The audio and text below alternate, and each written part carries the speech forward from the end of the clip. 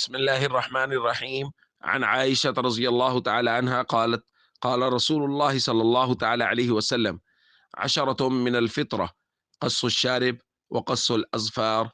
الحديث رواه النسائی۔ نبی کریم صلی اللہ علیہ وسلم نے ارشاد فرمایا ان 10 چیزوں کا تعلق بھی فطرت سے ہے۔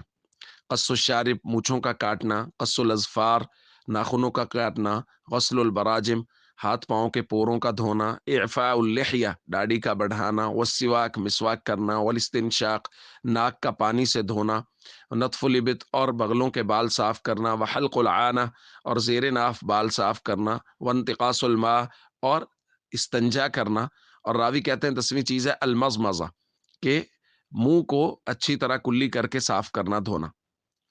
دوستو ان چیزوں کا تعلق فطرت سے، اسلام نے تو ان کے تفصیلی احکام بیان فرمائے ہیں، لیکن یہ ہے کہ چاہے کوئی مسلمان ہے یا کافر، اگر اس کی فطرت سلیم ہے، درست ہے، تو پھر یقینی طور پہ اگر کسی نے کبھی بال نہیں کاٹے، مونچھیں ان کو نہیں کاٹا، یا کبھی کسی نے ناخن نہیں کاٹے اور وہ بڑے ہوئے ہیں، تو ظاہر ہے کوئی بھی اس کو پسند نہیں کرتا۔ اسی طرح باقی چیزیں، داڑھی کا بڑھانا شریعت کا حصہ ہے، فطرت کا حصہ ہے، یعنی فطرت یہ ہے کہ مرد بغیر داڑھی کے وہ نہیں اچھا لگتا۔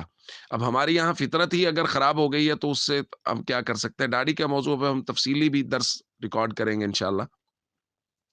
اور کل ہم نے بات کی تھی مونچھوں کے متعلق۔ حضور علیہ الصلوۃ والسلام کا معمول تھا یاخذ من شاربہ، حضور علیہ الصلوۃ والسلام مونچھوں کو کاٹتے تھے اور فرماتے تھے وکان ابراہیم خلیل الرحمن یفعلہ، حضرت ابراہیم بھی مونچھوں کو کاٹتے تھے۔